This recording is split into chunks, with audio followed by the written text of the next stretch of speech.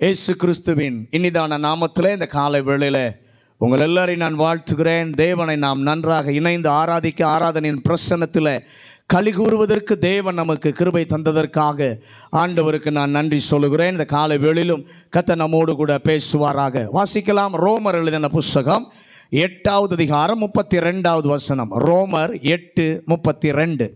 தம்முடைய சொந்த குமாரன் என்றும் பாராமல், தம்முடைய சொந்த குமாரன் என்றும் பாராமல், நம் எல்லாருக்காகவும் அவரை ஒப்பு கொடுத்தவர், அவரோட கூட மற்ற எல்லாவற்றையும் நமக்கு அருளாதிருப்பது எப்படி? அந்த வசனத்தில் நான் ஏற்கனவே சொன்னது போல கேள்வியோடு முடிகிறது.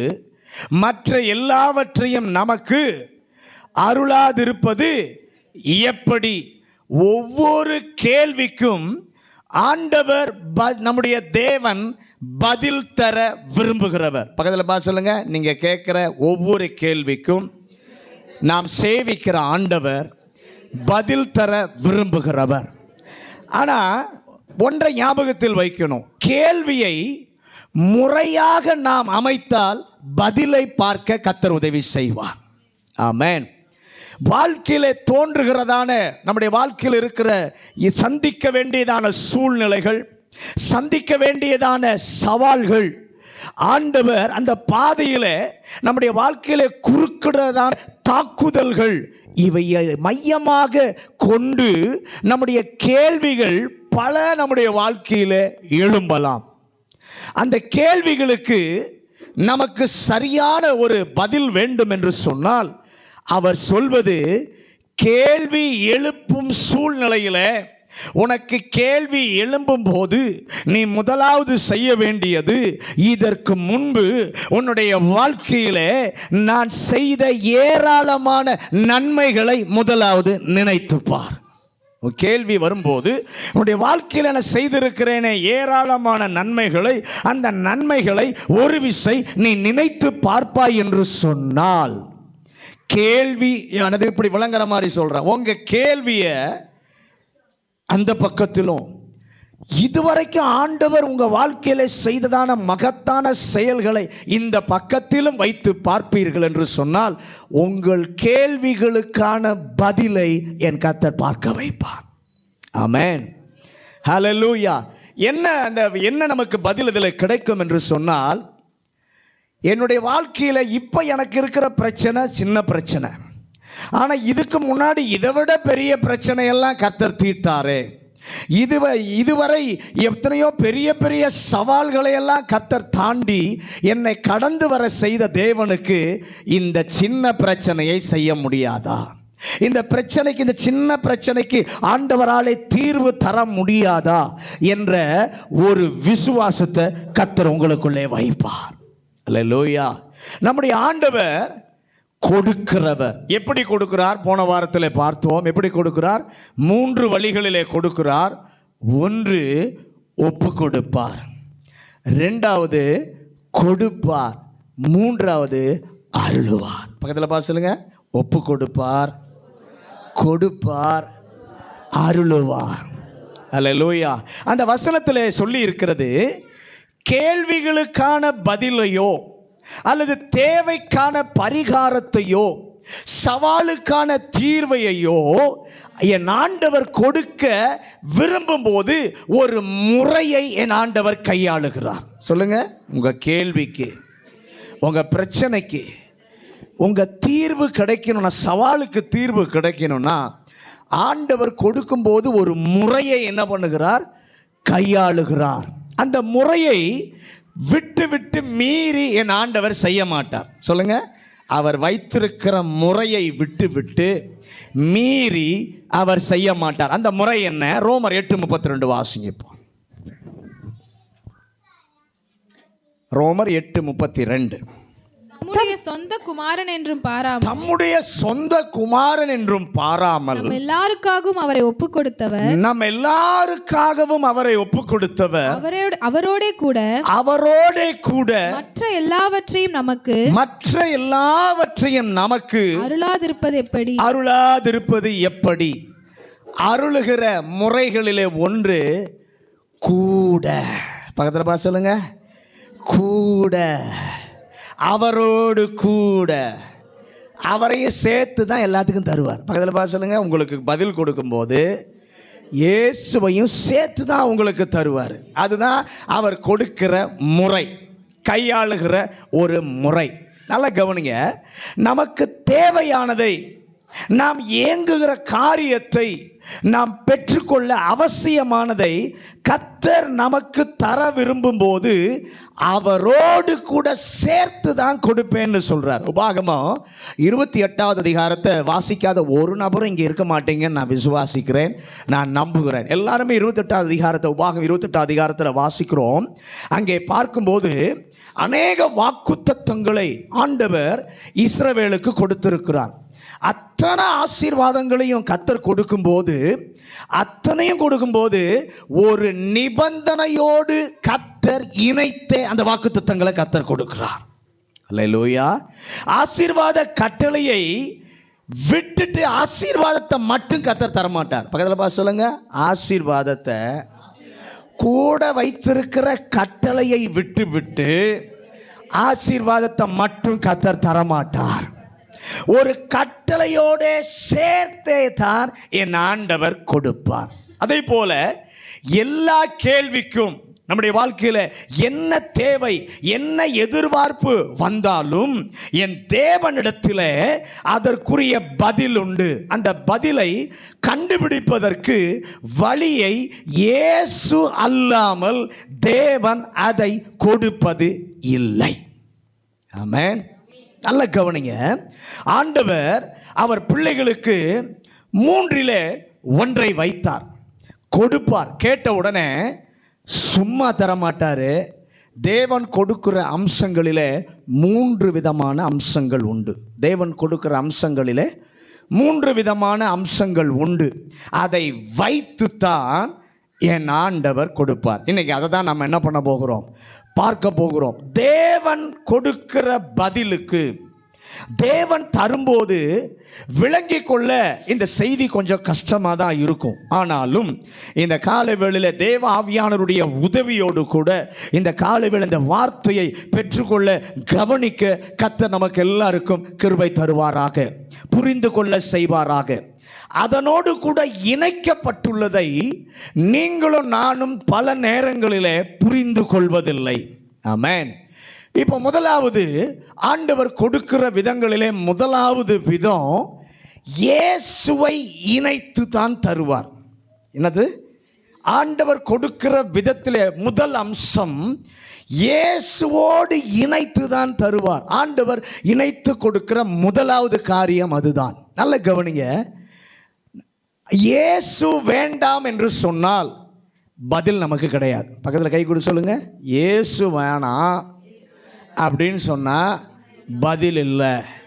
இயேசுவும் வேணும்னு சொன்னாதான் பதில் வரும். நீங்கள் வாசிங்களேன், ஆதியாகமம் 42வது அதிகாரம் 34வது வசனம். ஆதியாகமம் 42வது அதிகாரம் 34வது வசனம். வெளியே போனவங்க உள்ள இளைய சகோதரனை என்னிடத்தில் அழைத்து கொண்டு வாருங்கள், என்னிடத்தில் அழைத்து கொண்டு வாருங்கள். அதனாலே நீங்கள் வேவுக்காரர் அல்ல, நீங்கள் வேவுக்காரர் அல்ல, நிஜஸ்தர் என்பதை நான் அறிந்து கொண்டு உங்கள் சகோதரனை விடுதலை செய்வேன், உங்கள் சகோதரனை விடுதலை செய்வேன். நீங்கள் இந்த தேசத்தில் வியாபாரம் பண்ணலாம் என்றான், நீங்கள் இந்த தேசத்தில் வியாபாரம் பண்ணலாம் என்றான் என்று சொன்னார். நல்ல கவனிங்க. தானியம் கொள்ளும்படியாக யோசேப்புடைய சகோதரர்கள் வருகிறார்கள்.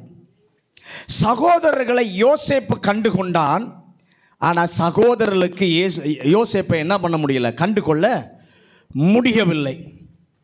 இப்போ நீங்கள் அங்கே வாசிக்கும்போது அவன் யோசேப்பு கேள்வி கேட்குறான், நீங்கள் இவ்வளவு தானா, இத்தனை பேர் தானா உங்கள் வீட்டில் அப்படின்னு ஒரு கேள்வி என்ன பண்ணுகிறான், எழுப்புகிறான். உடனே சொல்கிறாங்க, இல்லை இல்லை, இன்னொரு சகோதரன் இருக்கிறான் என்று சொன்ன உடனே யோசேப்பு கட்டளையிடுகிறான், பென்யமீன் வந்தால் மட்டும்தான் ஆசீர்வாதம். பென்யமீன் இங்கே வந்தால் மட்டும்தான் என்னது, ஆசீர்வாதம் கிடைக்கும், ஆகாரம் கிடைக்கும் என்றான். தகப்பனிடத்தில் போய் சகோதரர்கள் சொல்லுகிறார்கள். தகப்பன் வருத்தப்படுகிறான். தகப்பனும் எவ்வளவோ சமாளித்து பார்க்கிறான். இப்போ தானியம் எல்லாம் செலவழிந்து போய்விட்டது. வாங்கி கொண்டு வந்த தானியம் செலவழிந்து போய்விட்டது. செலவழிந்து போன உடனே பசி எடுக்கிறது, தானியம் வேண்டும். தகப்பன் பிள்ளைகளை பார்த்து கேட்குறான், அப்பா போய் என்ன பண்ணுங்க, தானியம் கொண்டு வாருங்கள் என்று சொல்லி தகப்பன் சொல்லுகிறான். உடனே இன்னொரு முறை போயிட்டு வாங்கப்பா அப்படின்னு சொல்லி தகப்பன் சொன்ன உடனே அவங்க சொல்கிறாங்க, பென்யமீன் இல்லாமல் எங்களால் போக முடியாது. பென்யமீன் இல்லாமல் எங்களால் போக முடியாது. பென்யமீன் இல்லை என்றால் எங்களுக்கு பதில் இல்லை. பென்யமீன் இல்லைன்னா பதில் இல்லை. பென்யமீன் இல்லை என்றால் விடை கிடைக்காது. எவ்வளவோ சமாளித்து பார்க்கிறான், முடியல. கடைசியில் பென்யமீனை அவர்களோடு கூட என்ன பண்ணுகிறான், அனுப்புகிறான். நல்ல கவனிங்க, பென்யமீனோடு வந்தால் அவர்கள் பதிலை பெற்றுக்கொண்டார்கள். ஆமென். அதே போல ஆண்டவர் நமக்கு பதிலை தரும்போது இயேசுவையும் சேர்த்து தான் தருவார். சொல்லுங்க, பதில் கொடுக்கும்போது இயேசு இருந்தால் தான் பதில். அதை மனதில் முதலாவது நாம் புரிந்து கொள்ள வேண்டும். மார்க் 6வது அதிகாரம் 6வது வசனத்தை வாசிங்க. மார்க் 6:6. அவர்களுடைய அவிசுவாசத்தை குறித்து ஆச்சரியப்பட்டு அவர்களுடைய அவிசுவாசத்தை குறித்து ஆச்சரியப்பட்டு கிராமங்களிலே சுற்றி திரிந்து உபதேசம் பண்ணி. நல்ல கவனிங்க, அவர் வளர்ந்த ஊராகிய நாசரேத்திற்கு போகிறார். நாசரேத்தில் இருப்பவர்களுக்கு இயேசு வேண்டாம் என்கிறார்கள். உடனே ஆண்டவர் அடுத்த ஊருக்கு என்ன பண்ணிவிட்டார், போய்விட்டார். பல கிராமங்களுக்கு தன்னுடைய சீஷரை ஆண்டவர் அனுப்புகிறார். மார்க் 6 அதிகாரம் 7லிருந்து 13 வசனங்களை கொஞ்சம் வேகமா வாசிங்க. மார்க், அவர் 12 அழைத்து அசுத்த ஆவிகளை துரத்த அவர்களுக்கு அதிகாரம் கொடுத்து வலிக்கு பையையாகிலும் அப்பத்தையாகிலும் காசையாகிலும் எடுத்துக்கொண்டு போகாமல் தடியை மாத்திரம் எடுத்துக்கொண்டு போகவும் பாதரட்சைகளை போட்டுக்கொண்டு போகவும் 2 வஸ்திரங்களை தரியாதிருக்கவும் கட்டளையிட்டார். பின்பு அவர்களை நோக்கி, நீங்கள் எங்கேயாகிலும் ஒரு வீட்டில் பிரவேசித்தால் அவிடம் விட்டு புறப்படுகிற வரைக்கும் அங்கேதானே தங்கியிருங்கள். எவர்களாகிலும் உங்களை ஏற்றுக்கொள்ளாமலும் உங்கள் வசனங்களை கேளாமலும் இருந்தால் நீங்கள் அவ்விடம் விட்டு புறப்படும் போது அவர்களுக்கு சாட்சியாக உங்கள் கால்களின் கீழே படைந்த தூசியை உதறி போடுங்கள். நியாய தீர்ப்பு நாளிலே அந்த பட்டணத்துக்கு நேரிடுவதை பார்க்கிலும் சோதோம் குமாரா பட்டணத்திற்கு நேரிடுவது லகுவா இருக்கும் என்று மெய்யாகவே உங்களுக்கு சொல்லுகிறேன் என்று சொல்லி அவர்களை ரெண்டு பேராக அனுப்பினார். நல்ல கவனிங்க, அந்த ஊர்களிலே உங்க போகும்போது அங்கே அற்புதம் நடக்குது. வியாதியஸ்தர்கள் சுகமாகிறார்கள், பிசாசுகள் ஓடுகிறது. நாசரேத்திலே ஒன்றும் நடக்க மாட்டேங்குது. நாசரேத்தில் ஒன்றும் நடக்க மாட்டேங்குது. காரணம் என்ன? இயேசுவோடு சேர்த்து தான் கர்த்தர் பதிலை தருவார். எனக்கு விடுதலை மட்டும் வேணும், இயேசு வேணான்னா அங்கே அற்புதம் நடக்காது. இயேசுவையும் சேர்த்து தான் கர்த்தர் தருவார். நல்ல கவனிங்க, ஒரு நாசரேத்தில் ஒரு நன்மையும் என்ன பண்ணலை, சொந்த ஊரில் நடக்கலை. ஆனால் இங்கே அற்புதம் அடையாளம் நடக்குது. இப்போ இயேசுவுக்கு நன்றாக ஒரு காரியம் தெரியும், இவனுக்கு நான் வேண்டாம், ஆனால் என்னுடைய அற்புதம் மாத்திரம் என்ன பண்ணணும், இவனுக்கு வேண்டும். ஆனால் அதனால தான் நாசரேத்தில் இயேசு அவனுக்கு பதில் சொல்லவே இல்லை. இயேசு அவனுக்கு பதில் சொல்லவே இல்லை. இயேசுவோடு சேர்த்து தான் ஆண்டவர் பதில் தருவார். அர்த்தம் என்ன? அந்த கேள்வியிலே இருக்க வேண்டிய ஒரு காரியம் என்ன அப்படின்னா, தெளிவாக சொல்கிறேன். இயேசு சொல்லக்கூடிய பதிலிலே என்னில் செய்ய வேண்டியது ஏதாவது இருக்கும். என்னிலே செய்ய வேண்டியது ஏதாவது இருக்கும். ரெண்டாவது என்ன இருக்குன்னா, நான் இயேசுவுக்கு செய்ய வேண்டியது ஏதாவது ஒன்று அதிலே இருக்கும். ஒன்று, இயேசுவை குறித்து அல்லது அவருடைய வல்லமையை குறித்து அல்லது அவருடைய நோக்கத்தை குறித்து, இந்த மூன்றில் ஒன்று அந்த பதிலே ஆண்டவர் தருகிற காரியத்திலே இணைக்கப்பட்டிருக்கும். ஆமென் சொல்லுங்களேன். அந்த இணைக்கப்பட்டிருக்கிற அந்த காரியத்தை நீங்களும் நானும் கண்டுகொண்டால் பதிலை கண்டுகொள்ளுவீர்கள். அல்லேலூயா. பல நேரத்தில் உங்கள் வாழ்க்கையில் நீங்கள் கொஞ்சம் திருப்பி பார்ப்பீர்கள் என்று சொன்னால் கர்த்தர் கொடுத்திருப்பார்.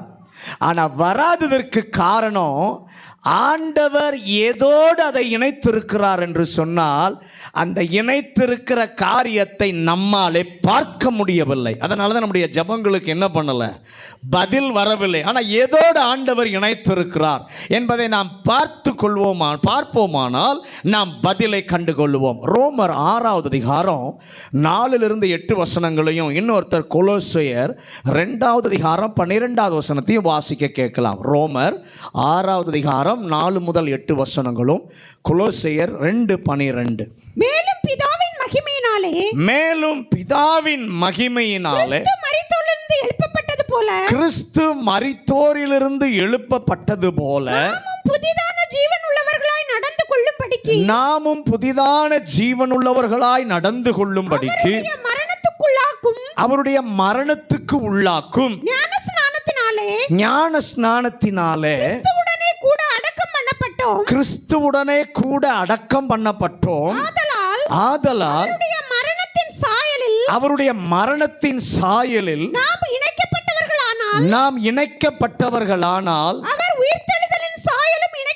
அவருடைய உயிர்த்தெழுதலின் சாயலிலும் இணைக்கப்பட்டிருப்போம். நாம் இனி பாவத்திற்கு ஊழியம் செய்யாதபடிக்கு ஒளிந்து போகும் பொருட்டாக நம்முடைய பழைய மனுஷன் அவரோட கூட சிலுவையில் அறையப்பட்டது என்று அறிந்திருக்கிறோம். மரித்தவன் பாவத்துக்கு நீங்கி விடுதலையாக்கப்பட்டிருக்கிறானே. ஆகையால் கிறிஸ்துவுடனே கூட நாம் மரித்தோமானால் அவரோட கூட பிழைத்தும் இருப்போம் என்று நம்புகிறோம். கொலோசையர் 2:12. ஞானஸ்நானத்திலே அவரோட கூட அடக்கம் பண்ணப்பட்டவர்களாகவும் அங்கே அவரை மரித்தோரிலிருந்து எழுப்பின தேவனுடைய செயலின் மேலுள்ள விசுவாசத்தினாலே அவரோட கூட எழுந்தவர்களாகவும் இருக்கிறீர்கள். இயேசுவை நீங்களும் நானும் இரட்சகராக ஏற்றுக்கொண்டோம். இயேசு இல்லாமல் தேவனோடு கூட நம்மாலே ஒப்புரவாகி இருக்க முடியாது. ஆமென். செய்தி வசனத்தோடு நாம் சரியாய் கிரகித்து கொள்ள தேவன் இந்த காலை வேளையிலே உதவி செய்வாராக. இயேசுவை ஏற்றுக்கொண்ட போது நீங்களும் நானும் கிறிஸ்துவுக்கு உள்ளாக வந்தோம். ஒருவன் கிறிஸ்துவுக்குள் இருந்தால் புது சிருஷ்டியாய் இருக்கிறான். பழையவைகள் எல்லாம் ஒளிந்து போயின. அதோடு நிறுத்தாமல் ஞானஸ்நானத்தை பற்றி இந்த வசனங்களிலே ஆண்டவர் ஒரு வெளிச்சத்தை தருகிறார். ரோமர் 6:4 வாசிங்க. ரோமர் 6:4. மேலும் பிதாவின் மகிமையினாலே கிறிஸ்து மரித்தோரிலிருந்து எழுப்பப்பட்டது போல நாமும் புதிதான ஜீவன் உள்ளவர்களாய் நடந்து கொள்ளும்படிக்கு அவருடைய மரணத்திற்கு உள்ளாக்கும் ஞான ஸ்நானத்தினாலே கிறிஸ்துவுடனே கூட அடக்கம் பண்ணப்பட்டோம். ஆண்டவர் நம்மை புதிதான ஜீவன் உள்ளவர்களாய் நடந்து கொள்ளும்படிக்கு கொண்டு வந்திருக்கிறார். ரட்சிக்கப்பட்ட போது நமக்குள்ளே புது ஜீவன் நமக்குள் வந்தது. அந்த ஜீவனுக்குள் நாம் நடந்து கொள்ள ஆண்டவர் தருகிற 2வது அனுபவம் தண்ணீர் ஞானஸ்நானத்தை கர்த்தர் தருகிறார். அந்த ஞானஸ்நானத்தை நடப்பது என்ன? அங்கே அடையாளமாக ஒன்று நடைபெறுகிறது. அது என்ன?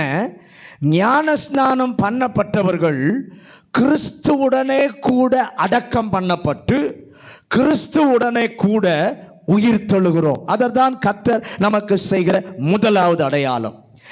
எனக்குள் ஒன்று இருந்தால் யாருக்கும் தெரியாது, ஆனால் என்னோடு ஒன்று இருந்தால் எல்லாருக்கும் அது தெரியும். ஆமென். நல்ல கவனிங்க. ஞானஸ்நானத்தில் அந்த கிருபையை ஆண்டவர் தருகிறார். கிறிஸ்துவுடனே கூட, அந்த கூட என்ற நிலைக்கு உங்களையும் என்னையும் ஆண்டவர் கொண்டு வந்திருக்கிறார். அவனுடைய சகோதரர்கள் எகிப்திலே இருப்பது ஒன்று, யோசேப்போட கூட இருப்பது வேறொன்று. ஆமென். நீங்கள் யாத்திராகமம் 32 அதிகாரத்தில் வாசிக்கும் பொழுது பாளையத்தில் இருப்பது வேறு, கர்த்தரின் பட்சத்திலே இருப்பது வேறு, கர்த்தரோடு இருப்பது வேறு. அதனால தான் ரட்சிக்கப்பட்ட பின்பு எல்லாரும் கண்டிப்பாக ஞான ஸ்நானம் எடுக்க வேண்டும் என்று கட்டளையாக ஆண்டவர் சொல்லி இருக்கிறார். இப்படி இயேசுவோடு ஒரு அச்ச அடையாளத்தை தேவன் தந்ததினாலே அவர் பிள்ளைகளுடைய அனுபவத்தை பெற்ற கர்த்தருடைய பிள்ளைகள் மற்ற எல்லாவற்றை குறித்து வரும்போது கர்த்தர் சொல்லுகிறார், அவரோடு சேர்த்து தருகிறேன். மற்ற எல்லாவற்றையும் என்ற உடனே நம்முடைய மனதில் கேள்விகள் தோன்றும். என்ன தோன்றும்? ஆண்டவரே, என்னுடைய ஹெல்த், என்னுடைய வெல்த், என்னுடைய ஸ்ட்ரென்த், என்னுடைய ப்ரமோஷன், இதெல்லாம் எனக்கு தார ஆண்டவரே அப்படின்னு சொல்லி கேட்போம். நமக்கு எதெல்லாம் முக்கியமோ அது எல்லாவற்றையும் கர்த்தர் கொண்டு வரும்.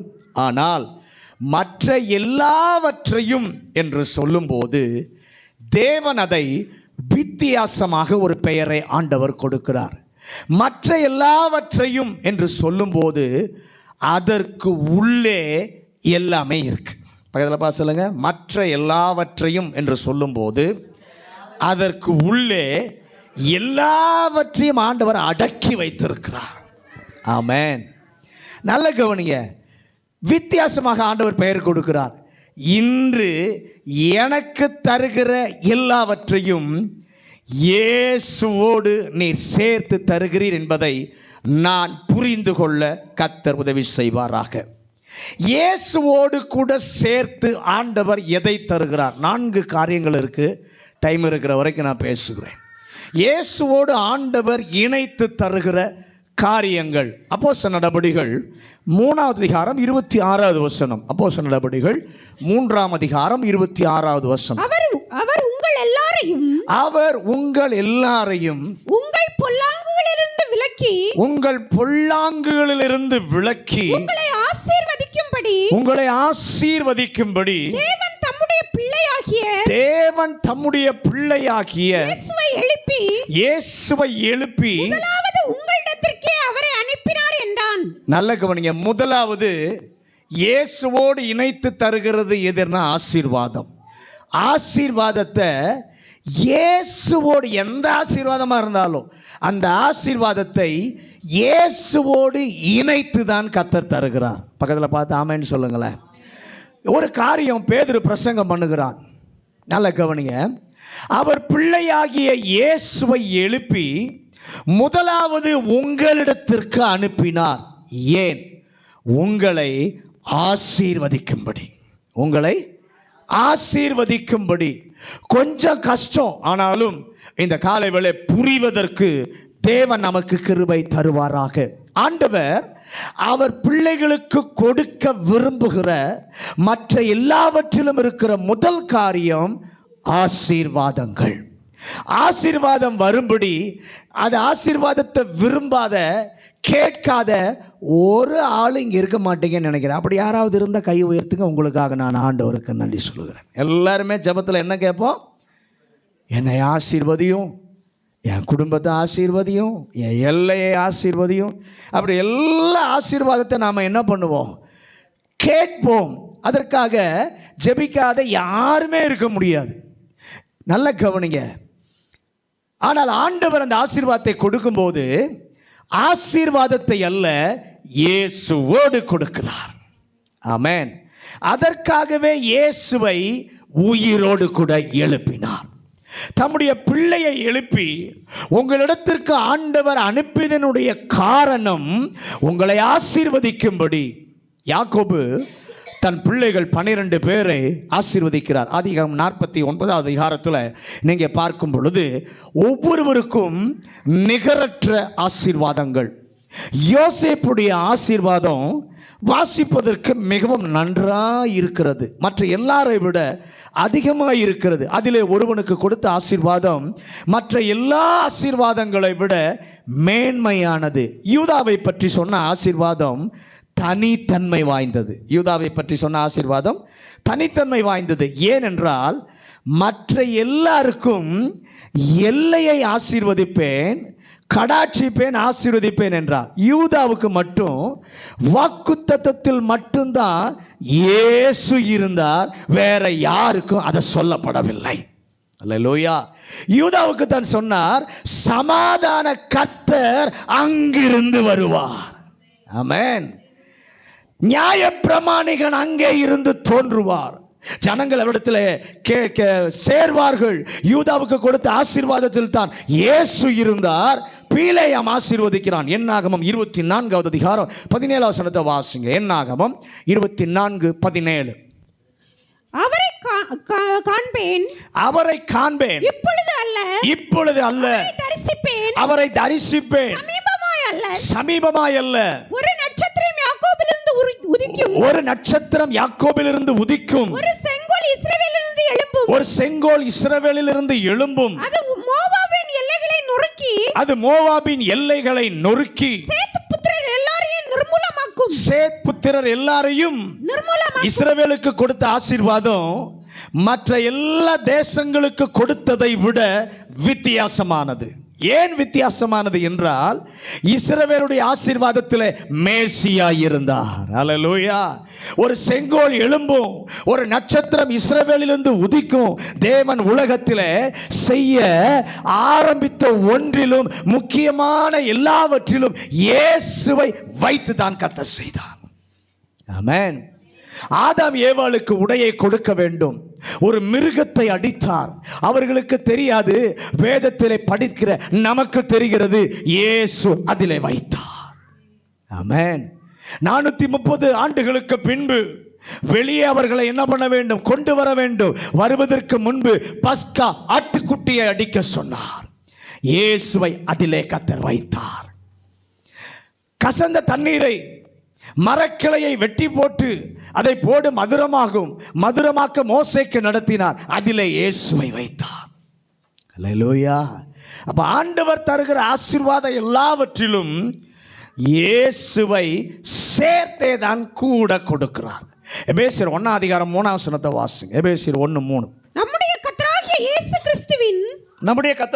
கிறிஸ்துவின் பிதாவாகிய தேவனுக்கு ஸ்தோத்திரம். அவர் கிறிஸ்துவுக்குள் உன்னதங்களில் ஆவிக்குரிய சகல ஆசீர்வாதங்களினாலும் நம்மை ஆசீர்வதித்திருக்கிறார். சபைக்கு கொடுத்திருக்கிற ஆசீர்வாதங்களை சொல்லுகிறார். உன்னதங்களில் உள்ள சகல ஆசீர்வாதங்களினாலும் அவர் நம்மை ஆசீர்வதித்திருக்கார். ஆனா சும்மா ஆண்டவர் கொட்டினாரா? இல்லை, இயேசு கிறிஸ்துவுக்குள். அப்போ இயேசு இல்லாத ஆசீர்வாதமும் உண்டு. பக்கத்தில் பார்த்து சொல்லுங்க, இயேசு இல்லாத ஆசீர்வாதமும் உண்டு. உங்க ஆசீர்வாதம் என்ன? இயேசுவோடு இருக்கிற ஆசீர்வாதமா, இயேசு இல்லாத ஆசீர்வாதமா அப்படின்றத கொஞ்சம் சிந்தித்து பாருங்க. இயேசு இருக்கிற ஆசீர்வாதம் நிலையானது, இயேசு இல்லாத ஆசீர்வாதம் கரைஞ்சு போயிடும், மறைஞ்சு போயிடும். ஆனால் இயேசு இருக்கிற ஆசீர்வாதம் நிலையானது, நித்தியமானது. எத்தனை பேர் அதை விசுவாசிக்கிறீங்க? ஹல்லேலூயா. இயேசுவினுடைய ஆசீர்வாதம் தான் நிவர்த்தி செய்யக்கூடியது. உங்க பிரச்சனைகளை முழுவதுமாய் நிவர்த்தி செய்யக்கூடியது இயேசுவோடு இணைத்து கொடுக்கப்படுகிற ஆசீர்வாதம். ஹல்லேலூயா. புதிய ஏற்பாட்டு சபையில ஆசீர்வாதத்தை சொல்லும்போது கர்த்தராகிய இயேசு கிறிஸ்துவின் கிருபையும் என்று தான் ஆரம்பிக்கிறது. பிதாவாகிய தேவனுடைய அன்பும் பரிசுத்த ஆவியானவருடைய ஐக்கியமும் ரோமர் 16:20 இன்னொருத்தர் 2 கொரிந்தியர் 13:14, இன்னொருத்தர் 1 கொரிந்தியர் 1:31 வாசிங்க. சமாதானத்தின் தேவன் சீக்கிரமாய் சாத்தானை உங்கள் காலடியின் கீழே நசுக்கி போடுவார். நம்முடைய கர்த்தராகிய இயேசு கிறிஸ்துவினுடைய கிருபை உங்களோட கூட இருப்பதாக. ஆமென். 2 கொரிந்தியர் 13:14. கர்த்தராகிய இயேசு கிறிஸ்துவினுடைய கிருபையும் தேவனுடைய அன்பும் பரிசுத்த ஆவியினுடைய ஐக்கியமும் உங்கள் அனைவரோடு கூட இருப்பதாக. 1 கொரிந்தியர் 1:31. அவரே தேவனால் நமக்கு ஞானமும் நீதியும் பரிசுத்தமும் மீட்புமானார். கர்த்தருடைய பிள்ளைக்கு ஞானம் தேவை, சமாதானம் தேவை. ஆண்டவரால் சமாதானத்தை கொடுக்க முடியும், ஞானத்தை கொடுக்க முடியும். ஆனாலும் ஆண்டவர் என்ன சொல்லுகிறார்? நான் ஞானத்தை கொடுப்பவர் அல்ல, நானே ஞானமாக இருக்கிறேன். அல்லேலூயா. ஆசீர்வாதத்தை இயேசுவோடு சேர்த்து தான் தருவார். கொலோசையர் 2:9 வாசிங்க. கொலோசையர் 2:9.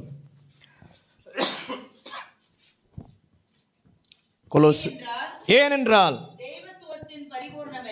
தெய்வத்துவத்தின் பரிபூரணம் எல்லாம் சரீர பிரகாரமாக அவருக்குள் வாசமாயிருக்கிறது, இயேசுவுக்குள் வாசமாயிருக்கிறது. மிகவும் ஆழமான ஒரு வசனம்.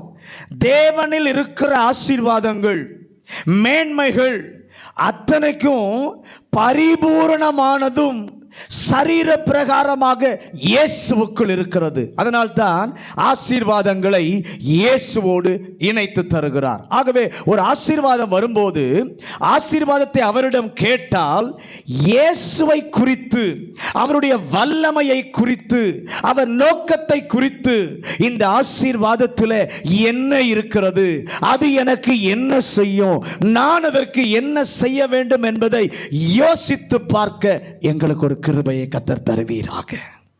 அதுதான் பதிலை கண்டுகொள்ளுகிற பாதை. அவனுக்கு அன்று மீன் கிடைக்கவில்லை, மறுநாளுக்காக வலையை அலசி கொண்டிருக்கிறான். இயேசு போய் சொல்லுகிறார், ஆழத்தில் தள்ளி கொண்டு போய் வலையை வீசு என்று சொல்லுகிறார். கீழ்ப்படிந்து போன போது வலை மீன்களால் நிறைந்தது. 2 படவுகள் அமிழத்தக்கதான மிகுதியான மீன்கள் அவங்க பிடிச்சாங்க.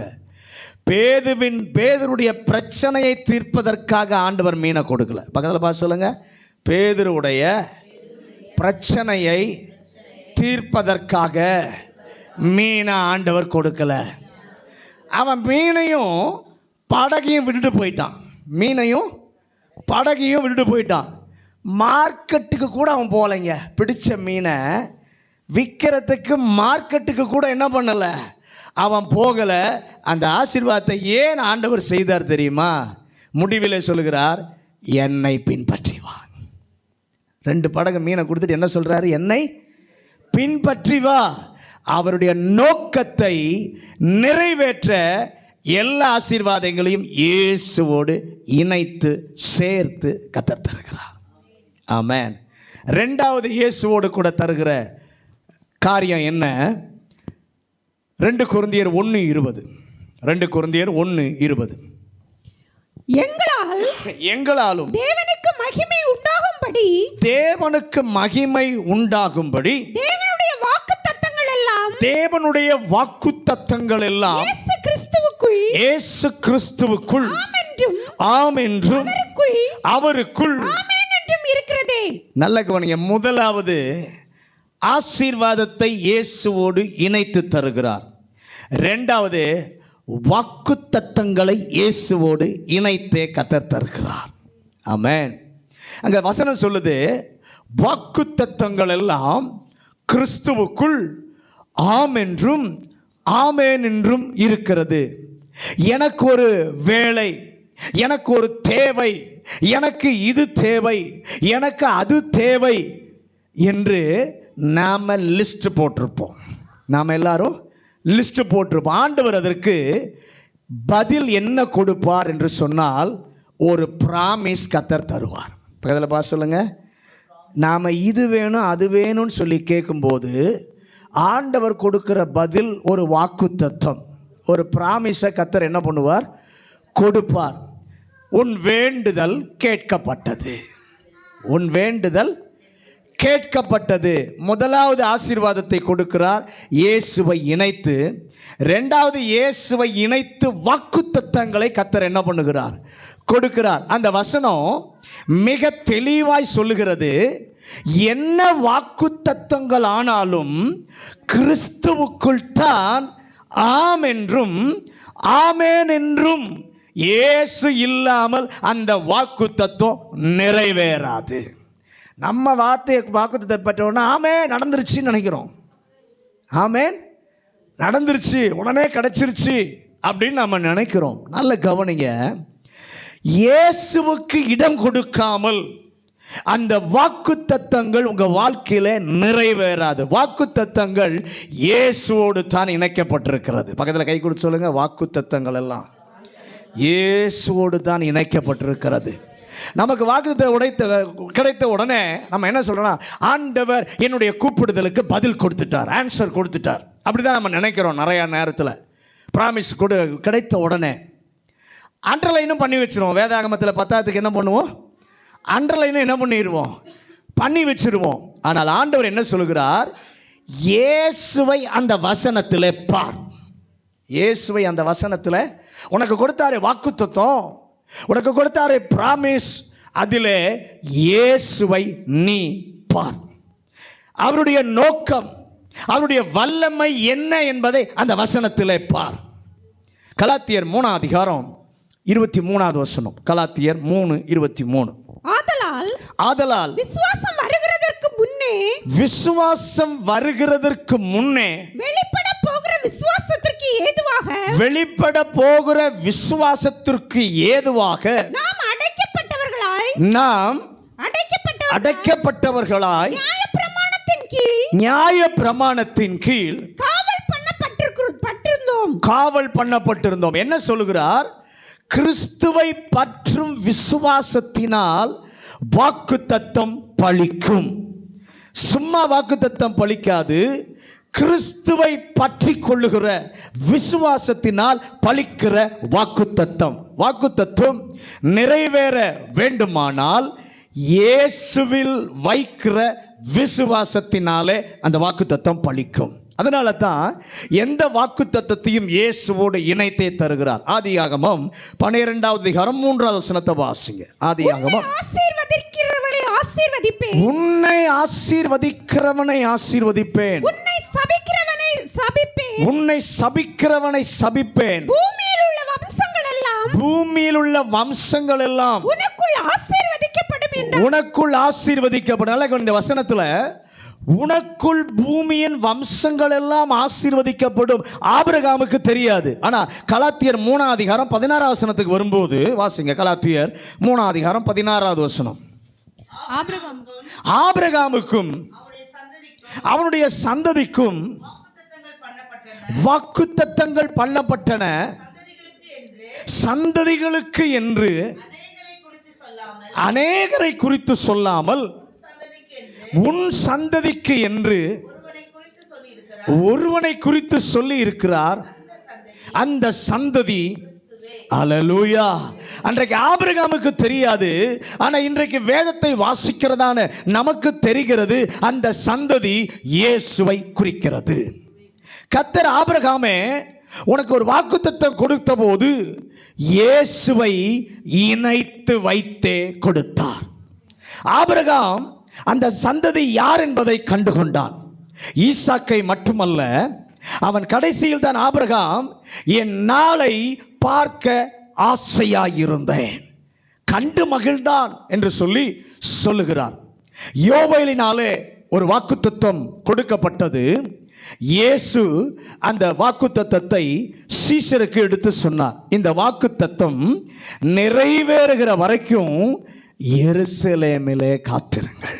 இந்த வாக்குத்தத்தம் நிறைவேறுகிற வரை எருசலேமிலே காத்திருங்கள், ஆவியானவர் எல்லார் மேலும் அருளப்படுகிற ஆசீர்வதிக்கப்பட்ட அனுபவம். அதை சொல்லிவிட்டு ஆண்டவர் அப்படியே போயிட்டாரா? இல்லை. அப்போஸ்தலர் நடபடிகள் 1:8 வாசிங்க. அப்போஸ்தலர் நடபடிகள் 1:8. பரிசுத்த ஆவி உங்களிடத்தில் வரும்போது, பரிசுத்த ஆவி உங்களிடத்தில் வரும்போது நீங்கள் பலனடைந்து எருசலேமிலும் யூதேயா முழுவதிலும் சமாரியாவிலும் பூமியின் கடைசி பரியந்தமும் எனக்கு சாட்சிகளாய் இருப்பீர்கள். இந்த ஆவி வரும்போது எனக்கு சாட்சிகளாய் இருப்பீர்கள். என்னை அதிலே இணைத்து வைத்திருக்கிறது. அல்லேலூயா. மறந்து விடாதீர்கள், ஆவியிலே துள்ளி சேர உடைச்சிட்டு போக அல்ல, பக்கத்தில் இருக்கிற நபரை இடிக்க அல்ல. அந்த ஆவியானவரை தந்தது எனக்கு இருக்கும். நான் செல்லுகிற இடங்களில் எல்லாம் நான் சாட்சியாய் இருப்பதற்காக அந்த ஆவியானவரை கர்த்தர் தந்திருக்கிறார். அல்லேலூயா. வாக்குத்தத்தங்கள் இயேசுவோடு இணைத்துதான் கர்த்தர் தருகிறார். பிலிப்பு சபைக்கு ஆண்டவர் ஒரு வாக்குத்தத்தத்தை கொடுக்க விரும்புகிறார். அவர்கள் ஆண்டவருக்கென்று அதிகம் கொடுத்தவர்கள், ஆனாலும் வேதனைப்பட்டவர்கள். கவலைப்படாதீங்க, உங்க குறையெல்லாம் நிறைவாக்குவார் என்ற வாக்குத்தத்தத்தை பவுலை வைத்து ஆண்டவர் எழுத வைத்தார். ஆனால் அப்படி எழுதல. எப்படி எழுதினாரு? இயேசுவை அட்டாச் பண்ணி எழுத கொடுக்கிறார். அல்லேலூயா, அல்லேலூயா. அவருடைய ஐஸ்வரியத்தின்படி கிறிஸ்து இயேசுவுக்குள் குறைவை எல்லாம் நிறைவாக்குவார். நாம் நிறைவாக்குவார் என்றவுடன் தந்து விட்டார் என்று சொல்லி பார்த்து கொண்டிருக்கிறோம். இயேசுவை அதிலே பார். பக்கத்தில் பார்த்து சொல்லுங்க. கொடுத்த உடனே தந்துட்டார்னு நினைக்கிறோம். அப்படி இல்லை. அது கொடுத்ததிலே இயேசுவை பாருங்க. அவருடைய ஐஸ்வர்யம் என்ன என்பதை பார்க்க கிருபை தருவாராக. உங்க குறைவை எல்லாம் கிறிஸ்துவுக்குள் நிறைவாக்குவான்னு சொல்லி இருக்கிறாரு. அப்ப அவருடைய ஐஸ்வர்யம் என்ன, அதை பார்க்க என் ஆண்டவருடைய ஐஸ்வர்யம், என் ஆண்டவருடைய மேன்மை என்ன என்பதை முதலாவது இந்த வசனத்தில் கர்த்தர் பார்க்க சொல்லுகிறார். அல்லேலூயா. ஆண்டவரே, ஒரு விசுவாசிக்கு இருக்க வேண்டிய விசுவாசத்தில் ஒன்று என்ன தெரியுமா? எல்லாம் என்னால் செய்ய முடியலை, ஆனால் கிறிஸ்து என்னை பலப்படுத்தினால் எல்லாம் என்னாலே செய்ய முடியும். எத்தனை பேர் அதை விசுவாசிக்கிறீங்க? மத்தேயு 28:18 வசனம். மத்தேயு 28:18. அப்பொழுது இயேசு சமீபத்தில் வந்து அவர்களை நோக்கி வானத்திலும் பூமியிலும் சகல அதிகாரமும் எனக்கு கொடுக்கப்பட்டிருக்கிறது. நல்ல கவனிங்க. இயேசு சீசரை உற்சாகப்படுத்த சொல்லுகிறார். வானத்திலும் பூமியிலும் சகல அதிகாரமும் எனக்கு கொடுக்கப்பட்டிருக்கு. 28:20 வாசிங்க. நான் உங்களுக்கு கட்டளையிட்ட யாவையும் அவர்கள் கைக்கொள்ளும்படி அவர்களுக்கு உபதேசம் பண்ணுங்கள். இதோ உலகத்தின் முடிவு பரியந்தம் சகல நாட்களிலும். ஆமென் சொல்றாரு. பயப்படாதீர்கள், உலகத்தினுடைய முடிவு பரியந்தோ நான் உங்களோடு கூட இருக்கிறேன். இந்த 2 வல்லமையான வாக்குத்தத்தங்களை கொடுத்தவர் 28:19 ஆண்டவர் எங்க வச்சார்னா, இந்த 2 வசனத்துக்கு நடுவில் கர்த்தர் 19 வசனத்தை வைக்கிறார். ஆகையால் நீங்கள் புறப்பட்டு போய் சகல ஜாதிகளையும் சீஷராக்கி பிதா குமாரன் பரிசுத்த ஆவியின் நாமத்தினாலே அவர்களுக்கு ஞான ஸ்நானம் கொடுத்து. எதை இந்த வசனத்தை எங்க வைக்கிறாரு? 18வது வசனத்துக்கும் 20வது வசனத்துக்கும் நடுவில் வைக்கிறார். 18ல உற்சாகப்படுத்துகிறார். வானத்திலும் பூமியிலும் எனக்கு சகல அதிகாரம் கொடுக்கப்பட்டிருக்கிற. 20 சொல்றாரு, பயப்படாதீங்க, உலகத்தின் முடிவு பரியந்தோ நான் உங்களோடு கூட இருக்கிறேன்னு சொல்லிட்டு 19 சொல்றாரு. இந்த 2 எதற்கு கர்த்தர் கொடுத்தார் தெரியுமா? சகல ஜாதிகளுக்கும் சுவிசேஷத்தை பிரசங்கித்து சீஷராக்கி ஞான ஸ்நானம் கொடுத்து கர்த்தருக்குள் கட்டுவதற்காகத்தான் இதை நான் செய்கிறேன் என்று சொல்லி ஆண்டவர் சொல்லுகிறார். வாக்குத்தத்தம் இயேசுவோடு இணைக்கப்பட்டிருக்கிறது. மறுபடியும் சொல்கிறேன், எந்த ஒரு வாக்குத்தத்தத்தை நாம் பெற்றாலும் அதற்காக முதலாவது ஆண்டவரை ஸ்தோத்திரிக்க வேண்டும். அடுத்து பார்க்க வேண்டியது, இயேசு இதிலே எனக்கு என்ன செய்வார். அடுத்து பார்க்க வேண்டியது, இதிலே நான் இயேசுவுக்கு என்ன செய்யணும்.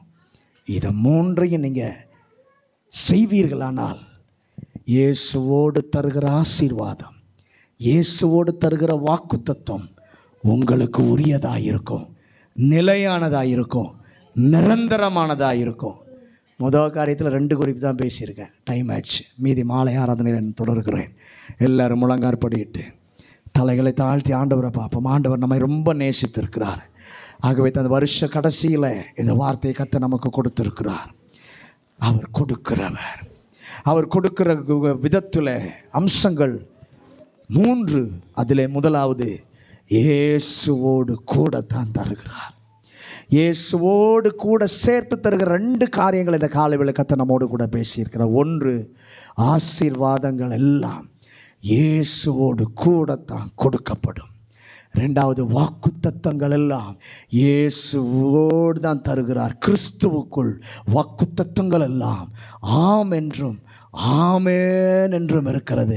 கரம் உயர்த்தி, ஆண்டவரே உம்மோடு கூட இருக்கிறதை நான் பெற்றுக்கொள்ள, ஆண்டவரே நீர் கூட வைத்திருக்கிறீரே, இயேசுவோடு சேர்த்து கொடுக்கிறீரே, அப்படி கொடுக்கும் பொழுது அதில் ஆண்டவர் என்ன எனக்கு செய்ய விரும்புகிறார், என்ன செய்ய முடியும், நான் அவருக்கு என்ன செய்ய முடியும் என்பதை அந்த வார்த்தையில் வசனத்தில் நான் பார்க்க எனக்கு கிருபை தருவீராக. ஆண்டவரே நீர் வார்த்தையை கொடுத்த உடனே எனக்கு ஆண்டவர் பதில் கொடுத்துட்டார் என்றல்ல, அந்த வசனத்தில் நீர் என்ன சொல்லுகிறீர், ஆண்டவரே உம்மால என்ன செய்ய முடியும், அதற்காக நான் என்ன செய்ய வேண்டும் என்று அந்த வசனத்தை கூர்ந்து பார்க்க ஒரு கிருபையை எங்க பிள்ளைகளுக்கு கர்த்தர் தருவாராக. இந்த மாத ஆண்டவரே எல்லா கேள்விகளுக்கும் நீர் பதில் கொடுத்துட்டீர். அதை பார்க்க கிருபை தார் ஆண்டவரே, அதை பார்க்க கர்த்தர் கிருபை தருவீராக. பரிசுத்தமுள்ள நல்ல ஆண்டவரே, இந்த நல்ல மனமகிழ்ச்சி நாளின் காலை வேளைக்காக நன்றி சொல்கிறோம். இந்த காலை வேளை ஆண்டவர் எங்களோடு கூட பேசி நம்முடைய நல்ல வார்த்தைகளுக்கு ஸ்தோத்திரம். நீர் அருளாதிருப்பது எப்படி, மற்ற எல்லாவற்றையும் நீர் கொடுக்கிற விதத்திலே ஒரு முறையை கையாளுகிறீர். அது அவரோட கூட, இயேசுவோடு கூட தான் எல்லாவற்றையும் சேர்த்து தருகிறீரப்பா. இயேசுவோடு கூட நீர் சேர்த்து இணைத்து தருகிற 2 காரியங்களை இந்த காலை வேளை எங்களோடு கூட பேசி இருக்கிறீரப்பா. உம்முடைய ஆசீர்வாதங்கள் எல்லாம் இயேசுவோடு கூட சேர்த்து தான் தருகிறீர். உம்முடைய வாக்குத்தத்தங்கள் எல்லாம் இயேசுவோடு கூட சேர்த்து தான் தருகிறீர். அதை கொடுக்கும்போது நாங்கள் பார்க்க வேண்டிய விதத்தையும் கர்த்தர் இன்றைக்கு காட்டி கொடுத்திருக்கிறீர். அப்படி பார்க்கும் பொழுது எங்கள் கேள்விகள் பதிலை பெற்றுக்கொள்ளத்தக்கதாக இருக்கும். பதிலை கர்த்தர் காட்டுவார் ஐயா. அந்த கிருபை எங்கள் பிள்ளைகளுக்கு தார. வந்த ஒவ்வொரு வசனம் கேட்ட ஒவ்வொருவரையும் கர்த்தர் ஆசீர்வதியும். இயேசுவின் அதிகாரம் உள்ள நாமத்தில் ஜெபிக்கிறோம் நல்ல பிதாவே.